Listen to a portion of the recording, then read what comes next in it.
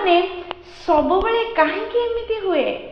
ଭଲ ଜିନିଷ ପଛରେ କେବେ ବି ଲୋକମାନେ ଯାଆନ୍ତି ନାହିଁ, ଖରାପ ଜିନିଷ ପଛରେ ଲୋକମାନେ ଗୋଡ଼େଇଥାନ୍ତି। ସେଥିପାଇଁ ତ ମଦ ବିକୁଥିବା ଲୋକ କୋଉଠିକି ବି ଯାଏ ନାହିଁ, କିନ୍ତୁ କ୍ଷୀର ବିକୁଥିବା ଲୋକ ସାହି ସାହି ବୁଲି ତାକୁ ବିକିବାକୁ ପଡ଼େ। ଏମିତି କାହିଁକି ହୁଏ?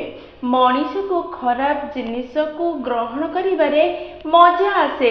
ହୁଏତ ସେ ତା ଦେହ ଖରାପ କରିଦେଉ ପଛକେ ସେ କିଛି ମୁହୂର୍ତ୍ତର ଖୁସି ପାଇଁ ତା ପାଖକୁ ଦୌଡ଼ିଯାଏ। ଆଉ ଭଲ ଜିନିଷ ପାଟିକୁ ଖରାପ ଲାଗୁଥାଉ ପଛକେ ଦେହ ପାଇଁ ବହୁତ ଭଲ କରିଥାଏ।